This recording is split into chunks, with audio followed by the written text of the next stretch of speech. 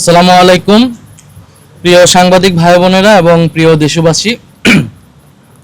আজকে ঢাকা মিন্টো রোডের বিরোধী দলীয় নেতার বাসভবনে 11 দলীয় ঐক্যের একটি বৈঠক হয়েছে এবং আপনারা অলরেডি শুনেছেন যে এই আজকের বৈঠকের আমাদের মূল উপজীব্য ছিল যে আমাদের আগামীর কর্মসূচি 11 দলের কর্মসূচি এবং 11 দল সারা বাংলাদেশে কয়েকটি লং মার্চ ঘোষণা করেছে। সেই পরিকল্পনাগুলো আজকে হয়েছে।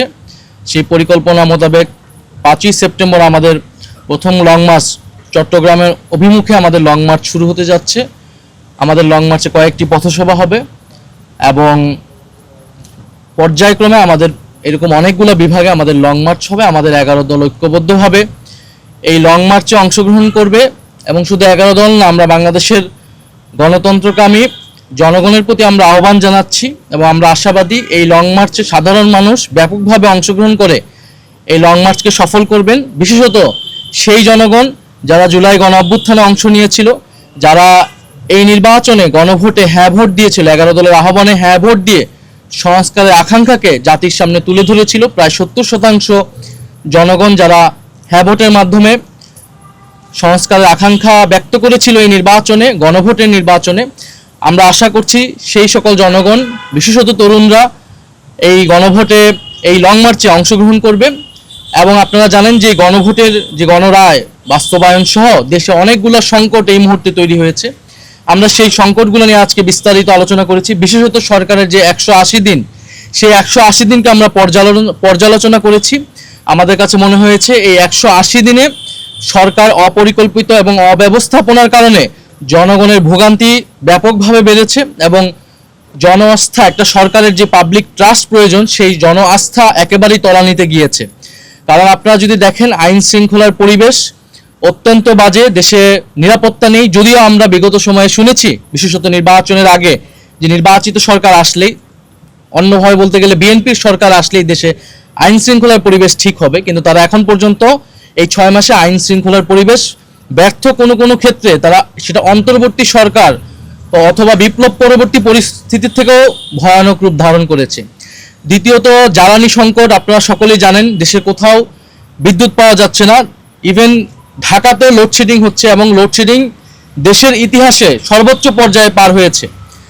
এবং জ্বালানি সংকট, গ্যাস সংকটও শুরু হয়েছে, গ্যাসের দাম বৃদ্ধি হয়েছে, সিলিন্ডারের দাম বৃদ্ধি হয়েছে, কারখানা বন্ধ হয়েছে, প্রায় কয়েকশো কারখানা সারা দেশে বন্ধ হচ্ছে। ব্যবসায়ীরা উদ্বেগ প্রকাশ করছে। একদিকে তো চাঁদাবাজির একটা ভোগান্তি তাদের রয়েছে, অন্যদিকে এখন গ্যাস বিদ্যুৎ তারা পাচ্ছে না।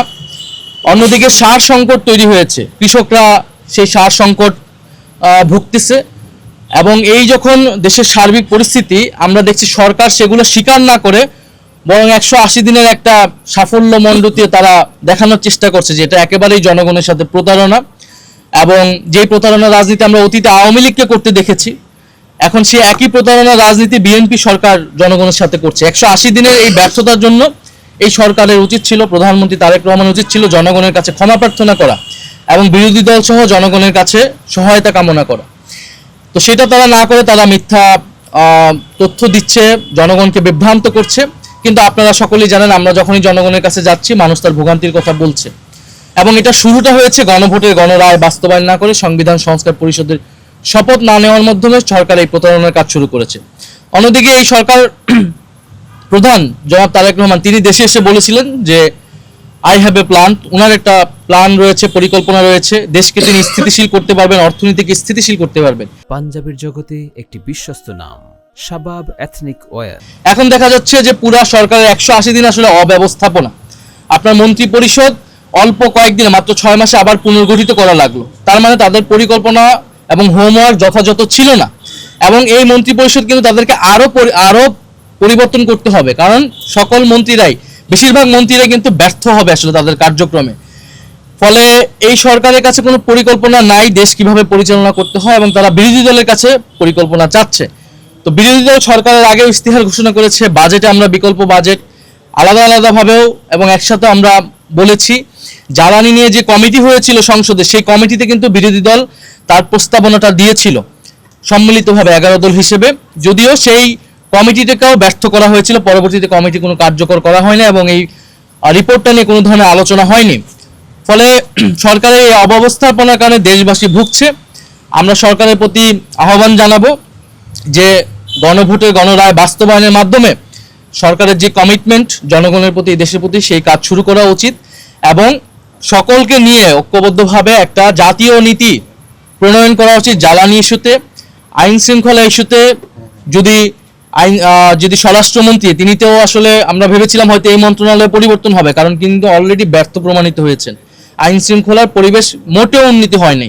ফলে এই মন্ত্রণালয়গুলো কি করবেন যেগুলো আসলে ক্রমাগতভাবে ব্যর্থ হচ্ছেন, তো সেগুলো নিয়ে সরকারের মন্ত্রণালয় পুনর্গঠিত করা উচিত। সেক্ষেত্রে বিরোধী দল প্রয়োজনে সরকারকে নীতিগতভাবে সহায়তা করবে। আরেকটি বিষয় আমাদের আলোচনায় এসেছে যে সরকারের পররাষ্ট্রনীতি এবং বাংলাদেশে বর্তমান যে ভূ রাজনীতির মধ্যে বাংলাদেশ আছে, আমাদের কাছে মনে হচ্ছে সরকার যে পররাষ্ট্রনীতি সেটা যথেষ্ট আত্মবিশ্বাসহীন। কারণ সরকার ভারত সফর করবে কি করবে না এ বিষয়ে জনগণকে কোনো সুস্পষ্ট বার্তা দিতে পারছে না। এবং 5ই আগস্ট, এইবারে 5ই আগস্ট দিল্লিতে যে প্রেস ব্রিফিং হয়েছে, আওয়ামী লীগকে যে প্রেস ব্রিফিং করতে দেওয়া হলো, সেটার জন্য কিন্তু ভারত সরকারকে যথাযথ জবাবদিহিতার আওতায় এই সরকার আনতে ব্যর্থ হয়েছে।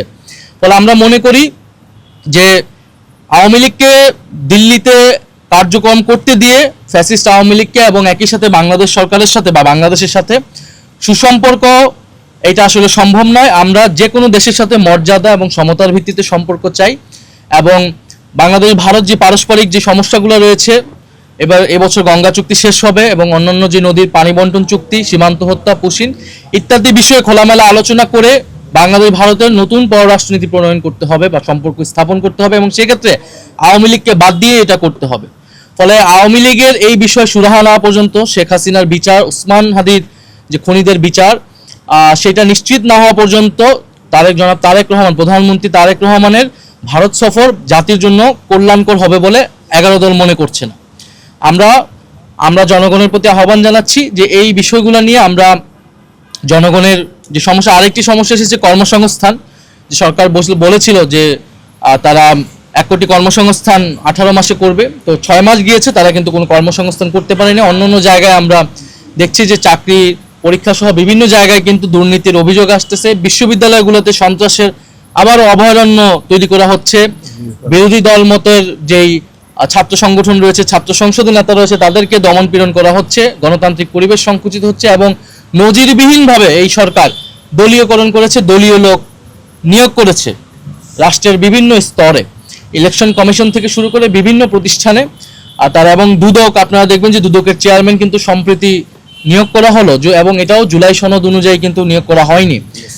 পিএসসির চেয়ারম্যান পদত্যাগ করেছেন, কেন করেছেন আমরা জানি না। তো এই যে পাবলিক প্রতিষ্ঠানগুলো, এগুলো নিয়ে কিন্তু আমাদের আলোচনা ছিল বা আমরা 6 মাস ঐক্যমত কমিশনে আলোচনা করেছি। ফলে দেখা যাচ্ছে সরকার জুলাই সনদ বলেন, গণভোট বলেন এবং তার নিজস্ব যে 31 দফা তারা রচনা করেছিল, তার কোনোটিই কিন্তু তারা ফলো করছে না এবং জনগণের প্রতি দেওয়া কমিটমেন্ট রক্ষা করছে না। যদি তারা কমিটমেন্ট রক্ষা না করে, এ কারণে আমাদেরকে সংসদের বাইরে আমাদেরকে গণতান্ত্রিক আন্দোলন গড়ে তোলার প্রয়োজন আমরা বোধ করছি। সে লক্ষ্যে আমরা জনগণের কাছে যাচ্ছি এবং জনগণকে ঐক্যবদ্ধ করছি। আমরা মনে করি সরকার যদি জুলাই গণ অভ্যুত্থানের আকাঙ্ক্ষা এবং তার প্রতিশ্রুতি যদি রক্ষা না করে, আমরা গণতান্ত্রিকভাবে রাজপথে 11 দল সেটার জবাব দিবে। ধন্যবাদ সবাইকে।